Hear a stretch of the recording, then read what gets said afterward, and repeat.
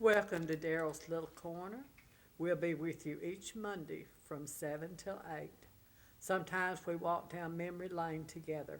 If you have old pictures or maybe something Grandpa left you or maybe a picture of Grandpa, anything that you'd like to show, give me a call, 223-4257. Maybe you've just got an odd hobby, something different that you do or collect. We did a snowman collection one time. Just little whatnot. Some of them played music. It was interesting. Uh, Anything that you'd like to share with us. This is our hour together. Call me at the house, 223-4257, and we'll get together. Sometimes we have special guests. Who would you like for us to invite? Who do you want to see? What would you enjoy? Honey, tonight, oh, I know this is a good one. Tonight with me is Billy Johnson. Now, he has a job that I want. I just tell you, I want. He's a chief of police. Now, used to, everybody want to be chief of police till they started shooting at these cops. It ain't no fun no more. Forget that. Wherever they pay you, son, it's not enough. Not enough. He is the chief of police in Blue Mountain. And, we've always thought of Blue Mountain like it was Mayberry, USA on Andy Griffin. And it's really a peaceful, just a good place to live most of the time. But, we're getting a new highway through. I think Faulkner's going to have 5 lanes. We're going to have a 2, and it's huge, it's huge. How many lanes y'all going to have at Blue Mountain, do you know? I believe it's just going to be a 4-lane. 4? We're getting a turning lane by the school, that counts. That's fine. But, The actual 4-lane is going to be outside the city, but we're going to have a turnabout to where they can have access back into town. Well, a 4 lanes, that's all. That's going to bring some new traffic. We're going to see a lot of changes. We're going to see a lot of good folks moving in here, hunting jobs, and we're going to see a lot of good things. But everything you see is not going to be great. With all this new traffic, you get more crime. Well, I'm going to sleep good at night because that's your problem. I'll just tell you. But I read about, you said it wasn't big. There's a big narcotics bust for Blue Mountain. I'll tell you. They stopped somebody at Blue Mountain. Oh, tell us about it. Tell us about it. Made a traffic stop on a vehicle without a tag on it, and while conducting the stop, we found narcotics in the vehicle, and carried them to jail. And at the jail, we found more narcotics. Well, now that sounds like a big deal to me. Well, it's a felony amount, but it's not a large drug bust. Well, that sounds like a large drug bust to me. If I found it big, I'll just tell you. A couple of things to learn. If you're carrying drugs, don't go to Blue Mountain. And another thing, if you go to Blue Mountain, you don't want to get stopped, put your tag on the car. That was a dead giveaway, wasn't it? Well, you never know when someone has just purchased the vehicle or what, but you need to stop them and check them and see. Yeah. You go to Blue Mountain, put your tag on the car. That's it. That's it. Keep your lights working. Oh, I have this fear that we don't go nowhere at night. We just don't get out. We're just old folks. We don't, if we have to drive home TV station at night, that's a bad trip for Tate. Oh, I'm bad, but he's awful. And Tate just hates being out at night. And I have this thought, and I turn that blinker on, and I think, well, I should have walked around behind before I pulled out, made sure it was still working. We got an older car, and you don't know when things quit working. Now you just don't. And when you don't drive at night, you just don't check that stuff. But we should. But if you're going to be out at night, you really need to get out and check those lights. And you call me when I start out and say, Daryl, check the lights. Tate come out the other day. Yesterday I started out here and it was raining. He come out on the porch. He just kept pointing at his eyes, and I thought, oh, are you going blind? Is something wrong with you? No, I turned the lights on. Turn the lights on. Oh, he is bad. Well, tell us what's happening at Blue Mountain. It's not a whole lot going on. It's pretty quiet little town. We've got the fire department. May 14th is going to do a classic car and motorcycle show. Entry for the cars is $20 for the first car, $15 for the second. Same price for the motorcycles, $20 for first, $15 for second. Registrations from 8 to 12. Judging will start at noon, and awards will be given out at 3 p.m. All the proceeds from this will go to Blue Mountain Fire Department for equipment and things like that for the fire department. They're also going to have concession stands set up. They'll be selling barbecue, hamburgers, hot dogs, drinks, and chips. Mm-hmm. Well, that sounds good. Sounds like a fun day to me. You know, I've been to the car shows, and they are neat. Oh yeah, They really are. That we used to at one time we had an old car. Of course, now we think we drive one. It's almost that old, but you know, it just suits us. But that's something that young people have never seen. You know, if you've got people,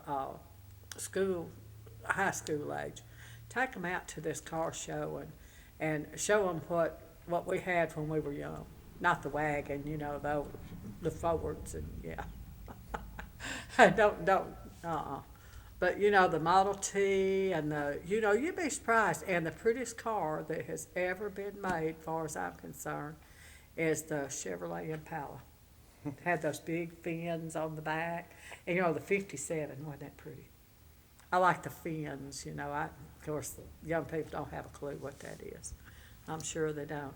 But y'all do get out and go to Blue Mountain and see these cars, and they're, it's important. They're raising money for the fire department. It's very important. And we need to support that. Okay. Now, for the young folks, if you were a guy just getting out of high school, did you always want to be a cop? no. No, I don't blame you. Why do you want to be a cop now? They're shooting at them. Law enforcement, when you get it in your blood, it's there. Well, you know, we had a wonderful fella that worked for the police department for years, just a good man, who was killed. Yes, ma'am. Who would have ever thought they'd kill our policeman? And then we've had one shot since then. Yes, They're ma'am. shooting at him. Did you give that any thought? Listen to me. I think Well- I'm his mama. Well, it's always in the back of your mind, and if it's not in the back of your mind that you could get hurt doing this job, then you don't need to be out there doing it. Mm-hmm. But at the same time, I do this job to try to help people and try to help the community, and it's just what Kind of I like a enjoy truck doing. driver, once you get at it, that's what you do. Now, I do hair, that's what I do. People have told me, you know, well, you're getting old. Tate tells me all the time, he'll say, you need to quit that, you're not able, you're too old. It's what I do. It's what I do, it's what I enjoy. Now, if you met a young man and this is what he wanted to be, it's all he's got on his mind is, you know, this is his deal. What would you tell him to do?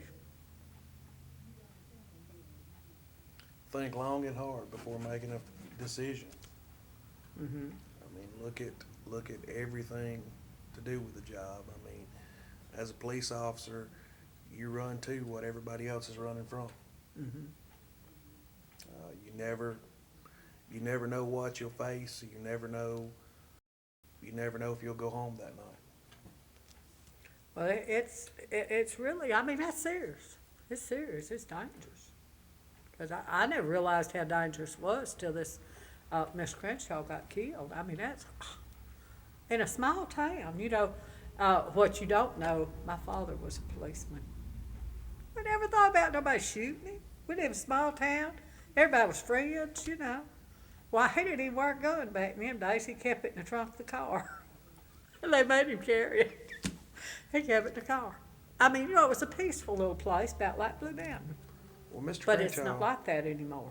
Mr. Crenshaw was second officer killed in Tippah County. The first officer was It was Pete Crumb's daddy, wasn't it? Mr. Pete Crumb's daddy. Mhm. He was killed in Blue Sure Mountain. was. July 5th, 1947 Mhm. was when he was killed. And nobody ever thinks it'll happen in a small town, but No, they don't. And then now- his son went on to be a policeman. Yes. Mr. Pete Crum was the sheriff in Tippah County for one term, part of another. He was, I believe he was chief of police in Ripley for a while. He was. Uh-huh. My dad was Jonas Jackson, and he was a police officer in Clearmont, Florida, where we lived.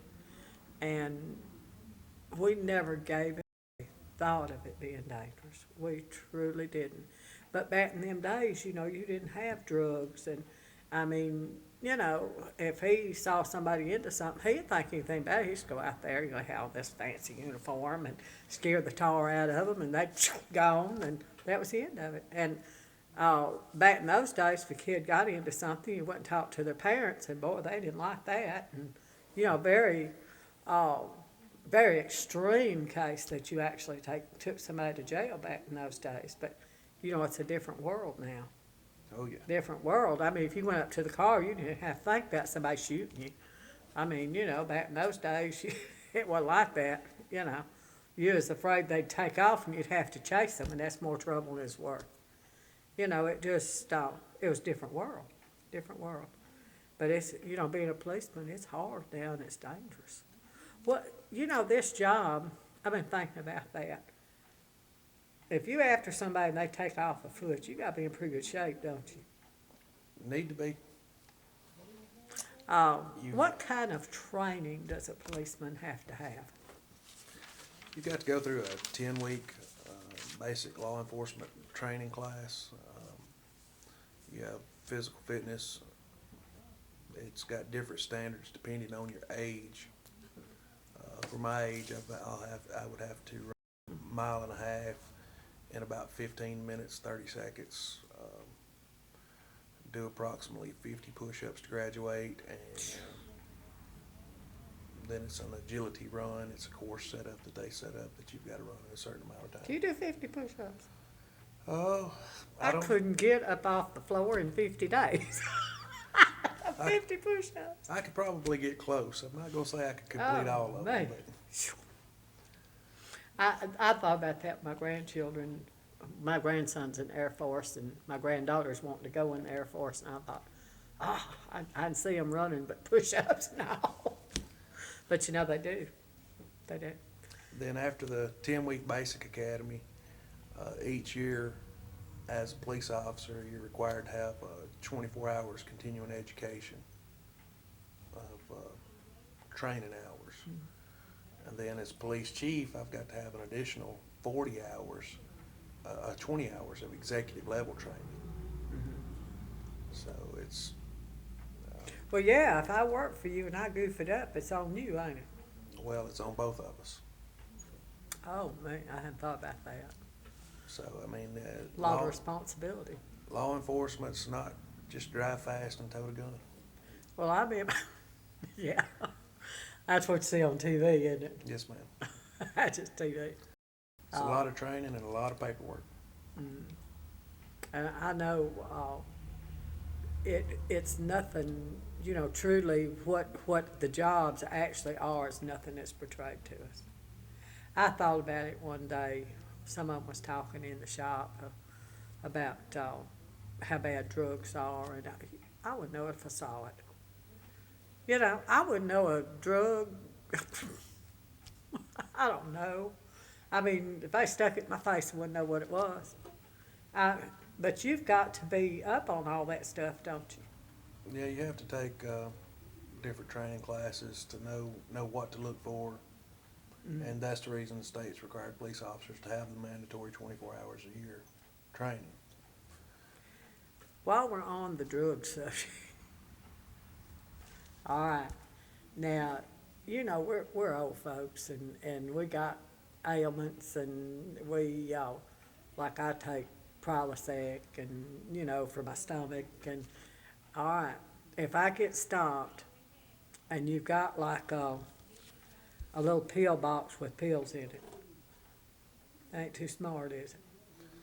Well, I wouldn't carry them like that. I mean, Well, I mean, it's- like, if you take your prescription bottle out there and you forget to, so you get older, you forget stuff.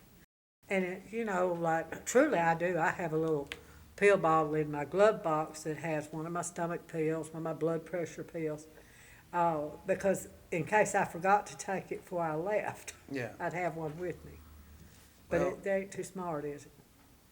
well, it's always better to have the prescriptions with you. Most of the time, depending on what the pills are, especially if it's like a narcotic, then you most definitely need to have a prescription or a copy of the prescription. If Well, you we don't the have pill nothing bottle like that. or anything like that. But you're always better off. Makes it a lot easier on the officers if you have a copy of the prescription or the pill bottle or something with you. Well, you know, nowadays they call that prescription in. You'd have to carry the bottle, wouldn't you? Yes, probably. You could probably get something written from the doctor or the pharmacy. You know, I'm not real sure if the pharmacy could do it or not. Well, I just know that, like, I take a blood pressure pill every morning, and if I forget to take it, which I do, and I mean, you know, and later I'll think, oh, I didn't take pills this morning. I've got one in the glove box. And then I got thinking, well, you wouldn't know that was blood pressure. Nobody's ever went through my glove box, but you might should. You might should tell me, say, look, dummy, don't do this and don't do that, because we never gave it a thought.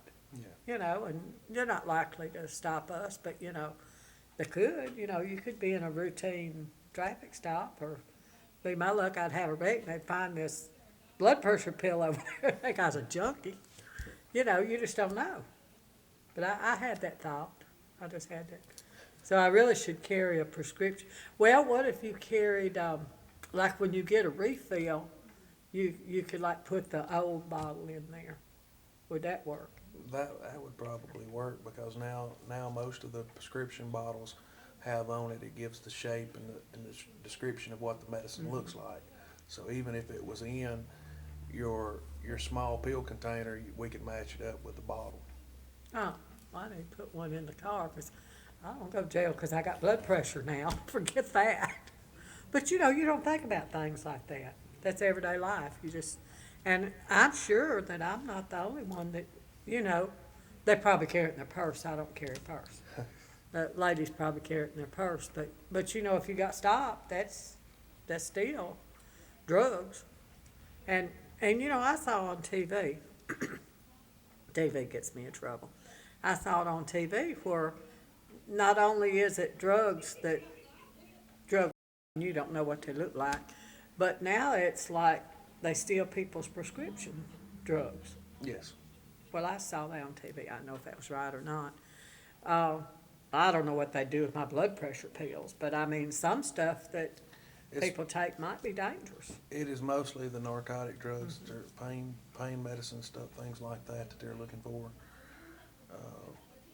Your nerve medicines, stuff like that is what the, Oh, nerve medicine. yes ma'am. Oh. Antidepressant medicine, bipolar medicine, different medicines affect different people different ways, and all of them are, it's mainly your narcotics is what they're looking for, and that is a very dangerous drug that's on the streets now is prescription medicine. Is that not crazy? Now, honey, I'll tell you what, I ain't bad enough. I don't need none of that wacky stuff. But you know, some of them do, don't they? They just do. I don't know. But I wondered about that, and it's kind of going to that direction, isn't it? Well, as we work on getting the illegal drugs off the streets, you see more and more people going to the prescription drugs. Mhm. And so there now it's become to where they're beginning to be the bigger problem now. And that makes it even more not too smart to carry them in a little pill bottle, huh? I need a sign on my back that says I'm not a drug. It ain't me. Don't get me. All right. Now, if I live next door to this fella, and no, I don't know exactly how to phrase this. How would I know? What kind of clue would I have if they were, say, selling drugs or whatever they do? Well, it's a lot of different things. They'd have a lot of traffic in and out of all times, day and night. The traffic wouldn't stay long, just maybe people pull up, leave an engine running, go in, come right back out and leave. Just things like that would be a hint to it. I mean, there's a lot of different things to look for. Well, when would you know to call the police, to do something? And, if you call the police, how do you know they're not going to come back on you and shoot you? Well, if I actually suspected someone of doing it, then it would be time then to call the police. Mm-hmm. You would want to, of course, the officers are going to know who you are, but probably set up, just talk to the officers, see if you can meet someone away from your residence so the neighbor didn't know that you called and talked to them. And that would be the best way to do it. Well, wouldn't you look terribly bad if you do this and then turned out they was having relatives or? That'd be my luck. What if you were wrong? Well, it's not going to be, your relatives are not constantly going to be all times of the day and night in and out of your house and just staying for 2 or 3 minutes and leaving. Yeah. Yeah. And most of your drug dealers, that's the way it is. The traffic is just constant, day, night, weekend, holidays, just folks in and out constantly. And like I said, most of them not even cutting the vehicle off. They're just running in the house, run back out and gone. Mm-hmm. That sounds like my house when I had teenagers. Mom, I forgot this. Oh, it's a lot more traffic in and out than that. Oh, but I remember I used to tell them kids, I said, what is your problem, But that's what it sounds like, just in and out, and now, do the people that sell, this dumb question, but if the people that sell drugs, do they actually use them or drink, or is there any, or not necessarily? Some do, some don't. I've arrested some folks who sell drugs to support their habit, and I've arrested people that say that that's just easy money is why they do it, that they've never used drugs before. Mm-hmm. So it's not a pattern there. It's just. Well, that's kind of hard to know what to do situation. You just don't know what to expect.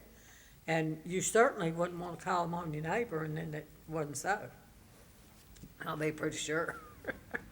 They'd probably go over there and say, your neighbor over there, say, there's something going on over here. That'd be my look, and I'd be embarrassed to death. They'd say, well, no, it was the kids. I tell you, if anybody get their foot in the mouth, I can. But it is, in this day and age, we're seeing so much of it. It's getting, I can remember when if it was hot in the house, we'd flop out on the porch. But it's not like that anymore.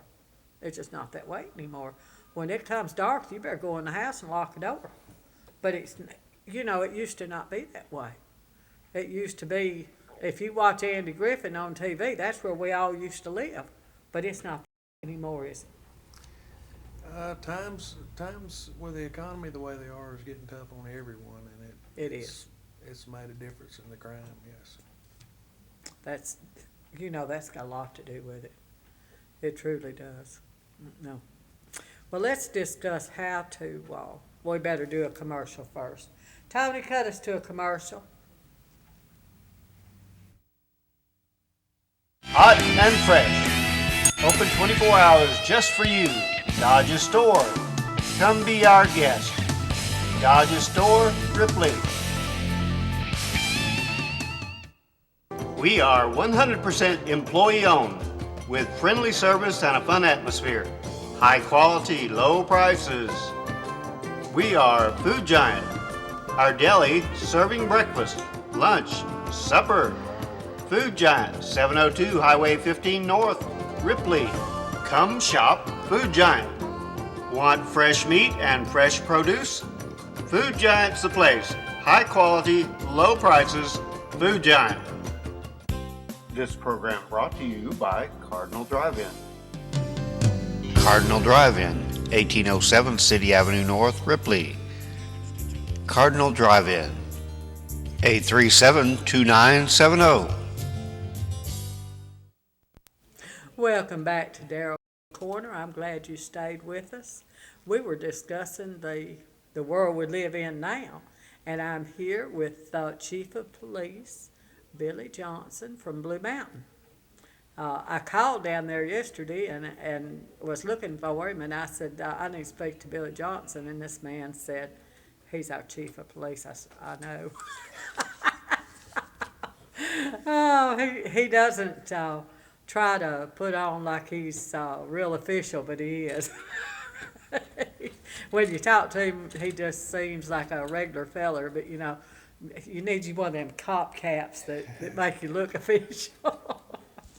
Okay, let's discuss a little bit about how to prevent crime, such as how to protect ourselves from scams, like if somebody comes to your door selling something, or give us a little insight into what we need to do. Well, if someone comes to your door selling stuff, you always want to check and make sure that the business is legitimate. Maybe get a card, try to contact the company and do a background check. Now with the internet, you can do background check on the businesses and all via internet and find out a lot of information of whether a business is legitimate or not also. The problem is the ones that they target most are your older people. Yes, ma'am. And your older folks don't do internet. One lady, I talked to her this morning, and I'm going to go out and do an interview with her if I get in touch with her daughter and get her to drive out there with me. And I told her, I said, well, I can't just drive up there and say, hi, I'm Daryl, this is my camera. You won't know it's me. And she said, no. She said, my son pulled up in the yard, and he parked under the tree and hollered at me because he knew I'd shoot him. Now, used to, we didn't have this problem. They just shoot them. My mother-in-law, my first husband's mother, she carried a gun, and she had a little pistol in her apron. And she never shot anybody, but she made people think she would. And talk went all over they didn't go bother Minnie. No, Miss Minnie, they didn't bother her. Because she'd shoot them. Never shot nobody in her life. I think she shot in the air one time, scared a kid, and that got the talk started. But this day and time, that's not necessarily enough, is it? Sometimes it's not. I mean, a person's got to protect their property and themselves. Well, there's a difference between a kid that's going to pull a prank, and which I know now they arrest them, but I mean, it's a difference in that and a hardened criminal that's out to clean you out. There's a difference there. It's not like they're going to come steal a watermelon out of your patch. You know what I mean? Well, with a lot of things going on and the children see on TV nowadays, they don't know how far to carry a prank before it gets serious. Mm-hmm. That's right. That's right. That has a big impact on. And sometimes I think we've spoiled these kids. We've earned them. We love them, and we've earned them. And one of the touchiest subjects in the world is elder abuse. I hear a lot about child abuse, and I think it's terrible. I think it's terrible. Anybody that would abuse a child, something's wrong with them. A teenager, maybe, but not a little kid. I tell my teenagers all the time, I said, you best sit down before I start abusing you. Of course I wouldn't do it. But a little kid, I can't see that. But as they get older, you know, we've not instilled the values in a lot of it. Now, a lot of them are, but some of these young people don't have those values. And there's a lot of really what they call elder abuse. And, you know, their biggest problem is we cover up for them. Yes, Well, ma'am. we do. We don't call the police. I don't call a cop on my kid. I ain't call a cop on my grand. Get over it. I'm not.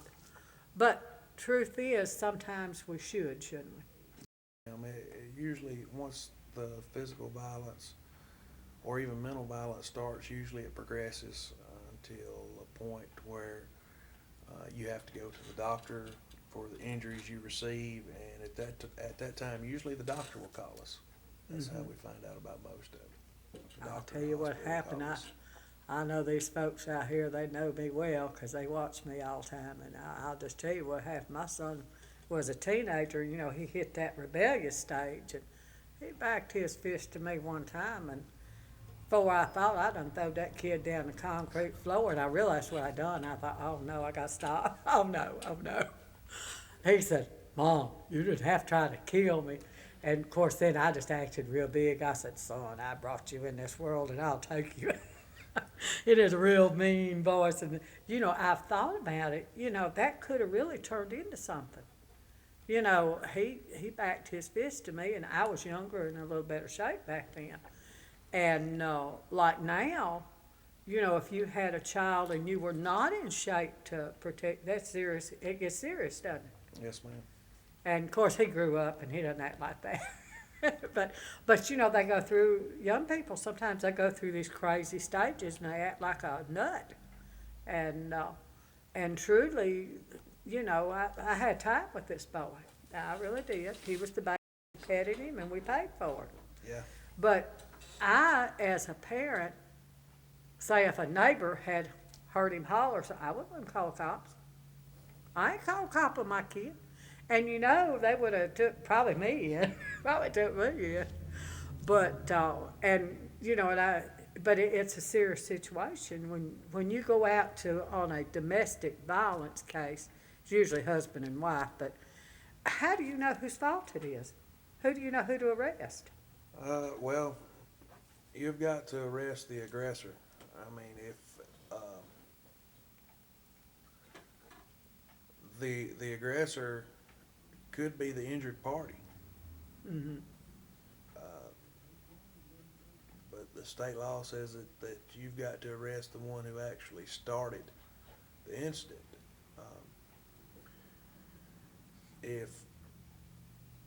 If somebody pushes you and then you pick up something and hit them, the person that pushed you is the actual aggressor. So they're the ones that actually started the fight. They're the first ones that put their hands on you. Mm-hmm. Well, being his mother, though, I wouldn't tell you that. I mean, I'm honest, I wouldn't. Well, I wouldn't. I'd go to jail I would have. I mean, there's something in that, in a mother that's going to protect those young'uns, even when she shouldn't. And how do you deal with that?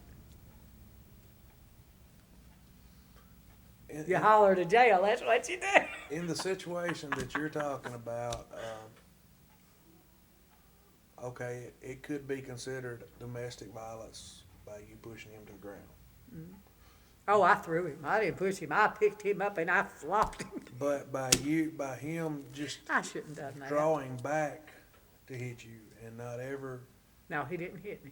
do Never anything to hit to you, then that is not considered an act of domestic violence. So y'all don't flop that kid on no concrete floor. Just don't do it. well, depending on the age of the child, whether it would be charged with domestic violence or child abuse, Mm-hmm. or whether the officer would consider it discipline, which No. throwing them on the floor is a little Little much discipline. Yeah. pushing Yeah. the discipline issue. Yeah, it was. It was. And in all honesty, had I not, he would have hit me. There's no doubt in my mind he would have hit me. He'd have been sorry of it later. He would have hated it. But at that time, I think he would have. And it really, uh, and you know, it's sad he'd had to live the rest of his life. Being a parent, you think about that. You don't want this to affect them the rest of their lives. Yeah. But I shouldn't have picked him up. Don't throw him on the floor. Don't pick him up, throw him on the floor. Mm-mm. But, and you know, now they say set him in a chair and give him time out. How you set a wild teenager in the chair and tell him to sit there? You have to throw him in the floor and make him sit there. It's a lot to be considered, you know. And it really, it's difficult. And it's not fair to the policeman because nobody called one. But if they had, I would have protected that child. I'd have went to jail before I would have let them take my son. I sure would. And now, isn't that crazy? But you know, it's the mother in you. Well, and that happens with elderly abuse a lot. The parents try to protect the kids. Mm-hmm. Even in domestic violence cases, that happens a lot where the wife will try to protect the husband, who is the abuser, and it's out of love. But at some point, the laws have been established where at some point when we have to go out on those calls, that we have to take over. It doesn't matter whether you as a mother wanted to protect your son or as a wife to protect your husband. We have to make arrest, even though you say I don't want them to go to jail, Mm-hmm. because the domestic violence and abuse just continues to progress each time. Usually, each time we go out there, it's a little worse and a little worse.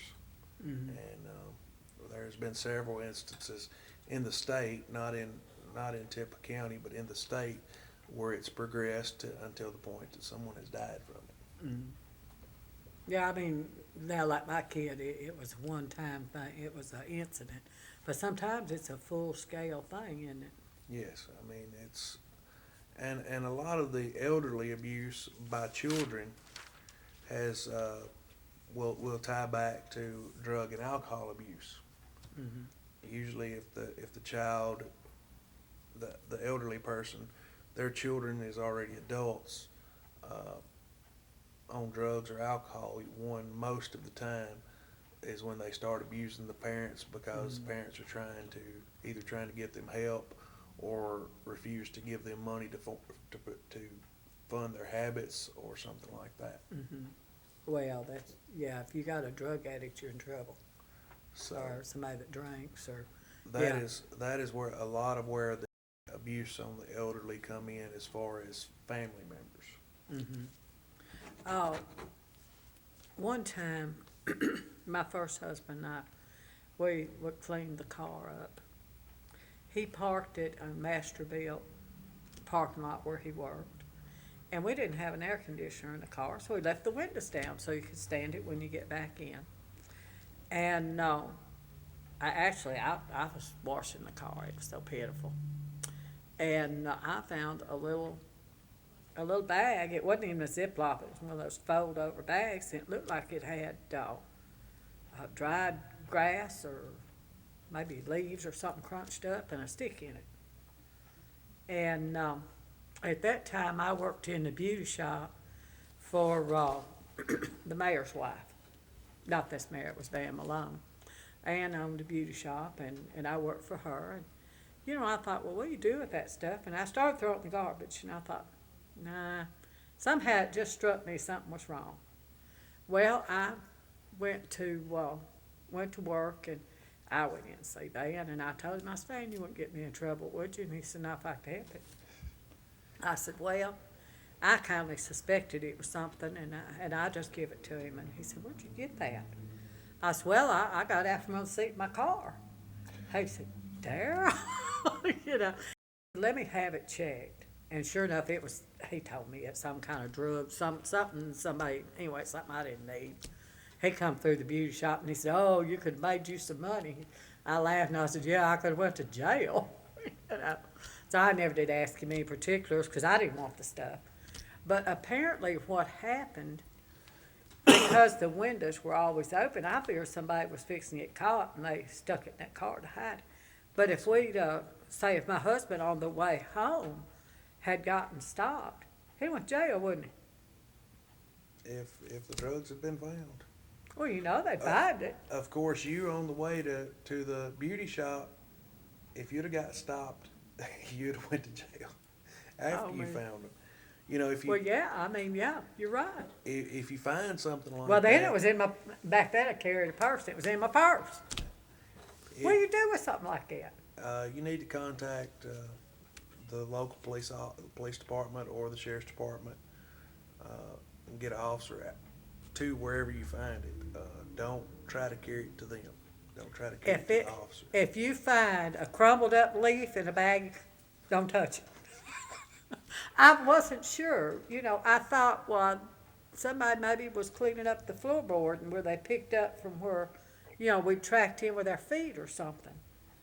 And then I thought, no, who would pick up but me, you know?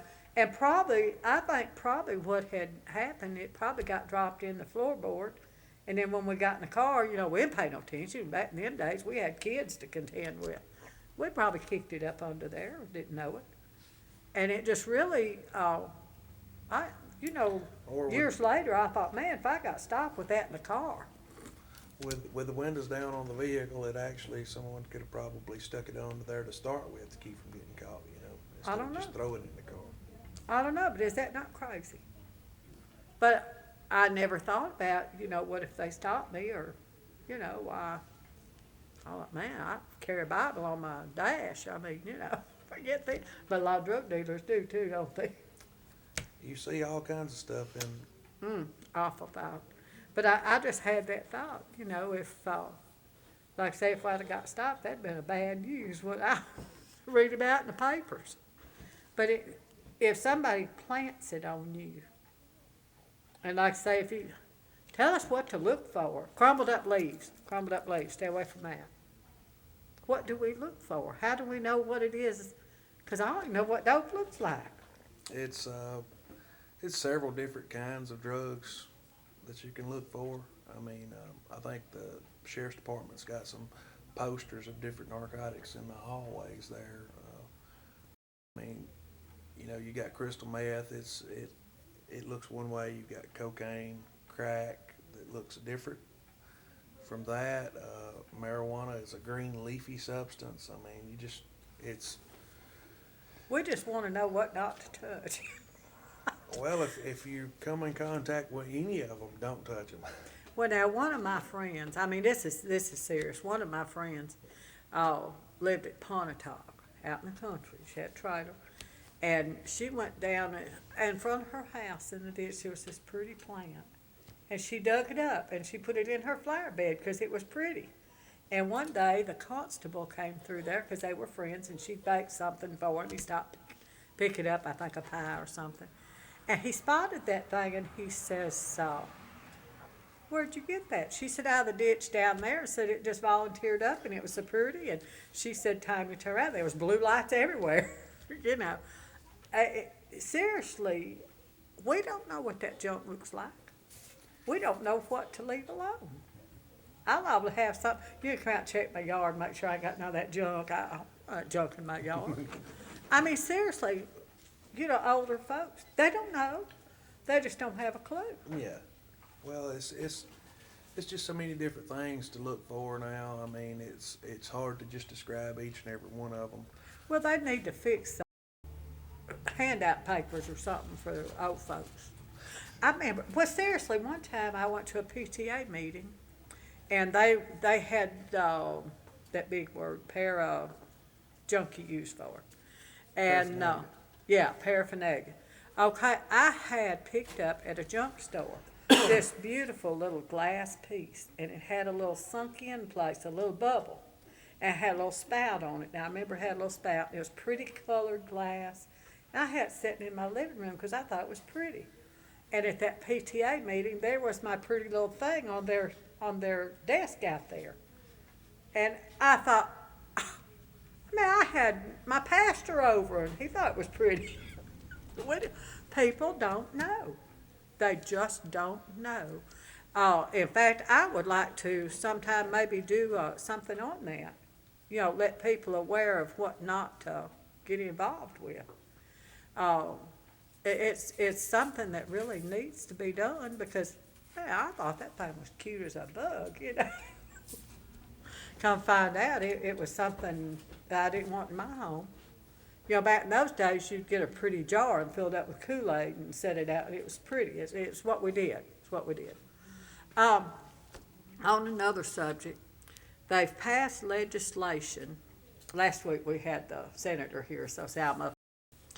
They've passed legislation to make it unlawful to text while you drive. Now, how you gonna do that and hold us? I bet they do. They do. Anyway, I wondered, you're in a college town. Y'all know, everybody knows Blue Mountain College is he's in the college town. That kind of makes your job tough too, doesn't it? And how in the world are you going to enforce that? Well, you stop the vehicles prior to them passing this law. You stop a vehicle for suspicion of driving under the influence, and it turns out that they were just looking down at their phone. Well, now, when they tell you that they were just looking down at the phone, or they have the phone laying in their lap, or they got it in their hand still, you can actually write them a ticket for it. Mm-hmm.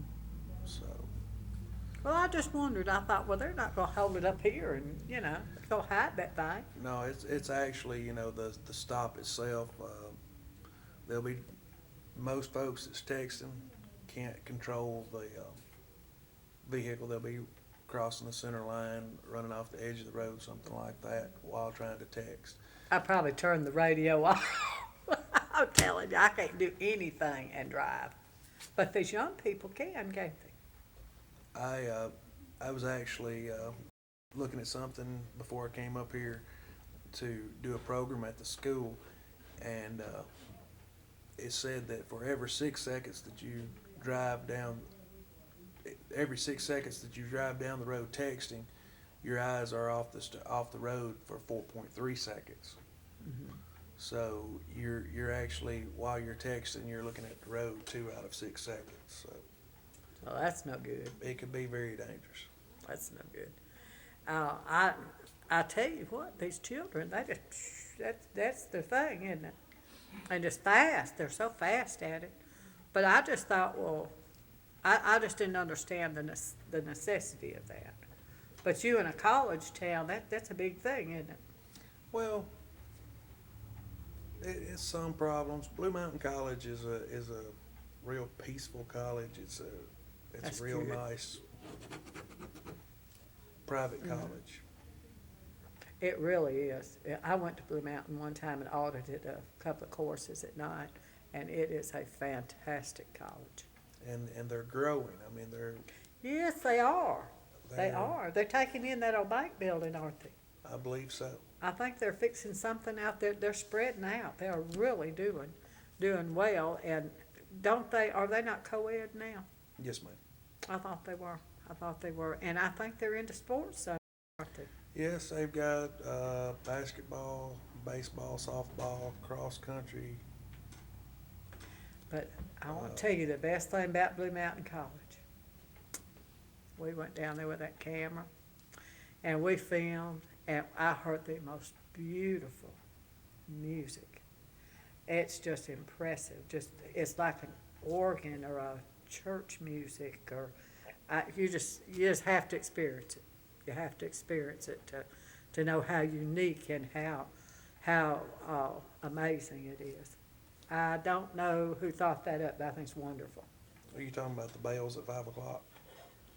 Those are nice. Oh, that's past nice. Oh, that is fantastic. We were just lucky we were there at that time, and it was just amazing to me.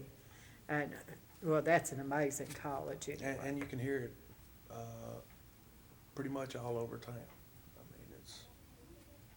Oh, I think it's fantastic. Okay, now if you find someone going through town, routine stop, say, like myself, they didn't get out and check the tail lights, and one of the blinkers didn't work, and for some reason, you decide to search the car. Okay, and you find say they got a loaded pistol, in the glove box. Now, tell us what the situation with carrying guns is. What's allowed and what's not, or just explain to us. Okay, if the gun is accessible from the vehicle, from anyone in the vehicle, it can be considered a concealed weapon. Even though the vehicle is considered an extension of your home, it still can be considered a concealed weapon if you can access that weapon from your seated position.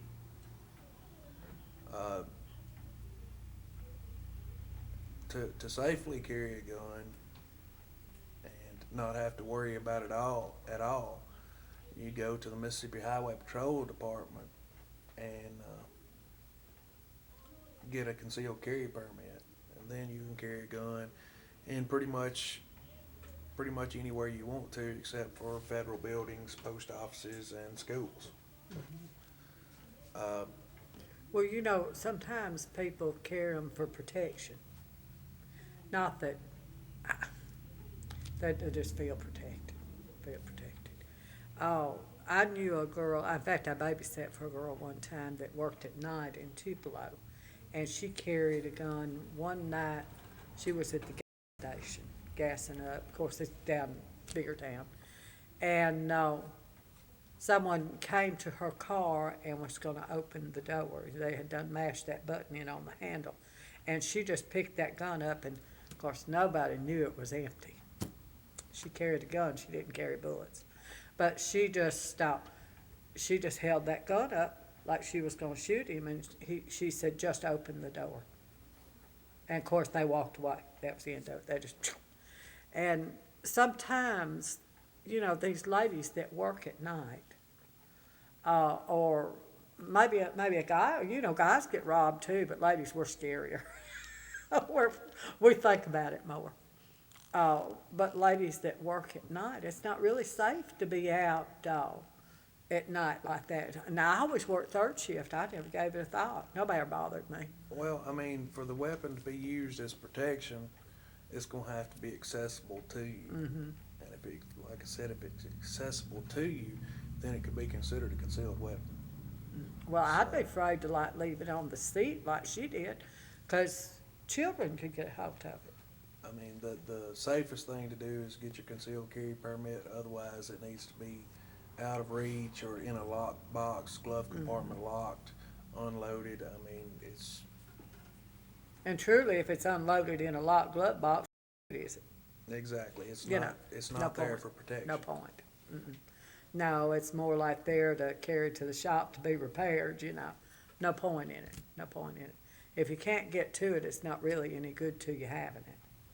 And if you can get to it, you have to worry about your child or your grandchild getting it. Shooting each other or shooting themselves. Or, it's really, think about how dangerous these guns are. You've got to think about not just, I'm going to scare somebody off if they bother me, but, if I forget to take it in the house and it lays on that seat, some child might. Yeah. I'd forget probably until one of the grandkids to wash the car, I'm telling you. Well, as you get older, you don't remember things like you used to, Well, a lot of young folks don't remember things either, but as you get older, it just happens to us. If you pull a speeder over and just to check their license, do you do that? Just pull people over and check their license? You No. do, don't you? You're supposed to, aren't you? No, you got to have No. probable cause to stop a person. Oh, well, I probably bobbled somewhere. It's all right. And, okay, you pull them over, you check their license, you check the tag, the sticker. That's routine, isn't it? So I saw it on TV. All right. Do you ever have them just pulling up a gun like that? Well, earlier when you mentioned the routine traffic stop, there is not a routine stop. Every stop is different. Every call you go on with this job is different. Anytime that has got to be in your mind somewhere anytime you do anything with this job. I'm not going to sit down in a patrol car and go anywhere that I don't have a gun on me. I mean, I'm not gonna have a badge on without having a gun on me, because anything. It's dangerous. There's a guy up for parole in one state where he had I believe it was New York. He actually in 1984 went out one night with the intention of just killing a cop for no reason, and now he's up for his parole hearing. You know, so you never know what to look for, what to expect, and what that person you're pulling over is trying to get away from or hiding from. So anything you do, whether it's call or traffic stop or anything else, you know, you've got to keep it in the back of your mind that bad things can happen. You know, Tate bought me a computer. That's a big mistake. My daughter comes over and she teaches me all this stuff. And you can pull up on the computer where people live that are, well, what I found was molested. You know, people with, what are they called? Anyway, they're on some kind of, they've been arrested. Sex offender Yeah, register. yeah, that's what it is. And you'd be surprised. I mean, they might live next door, and you don't know. I mean, you don't know who's living around you and how very dangerous it might be. And, you know, we get to an age to where we're real we call ourselves being careful, but now, then there's some of them like me that's probably going to trip over something in the floor and wind up shooting their fool self. I mean, seriously, it happens. You know, it does. And so, I mean, you know, don't play with guns. Don't play with guns. Know what you're doing. Do y'all not offer some kind of training on guns? Is there not somebody in this area that does? I don't know if we've got an actual gun program, a safety program going on at this time or not. I know usually we do once a year, we do a gun lock program where we hand out free gun locks. Those are provided. And you'll call me, won't you? Those are provided by the state. I haven't heard anything on one this year so far, so it may be a little later before they do that. But if there's something done on safety, or you give me a call and we'll sure broadcast it. Okay. 'Cause knowing the dangers of messing with them, you know, you need to know what you're doing, and I definitely don't. And as far as knowing the dangers and pitfalls of your job, you must be really dedicated to it. People don't know how to appreciate that they can lay their head down at night and go to sleep and not worry because he's out patrolling, making sure that nobody breaks in on you and nobody bothers you. You know, that's a luxury that we have that we truly don't think about, don't always appreciate. We've enjoyed this hour together. Our time is up. Y'all don't forget to watch the Jeter Family Program Saturday night at 7. Y'all stay tuned now for Ron and Dave's Gospel Hour. Honey, y'all do tune us again next Monday at 7 for Daryl's Little Corner. May God bless.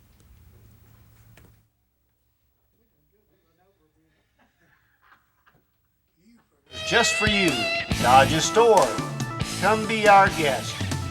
Dodge's Store, Ripley.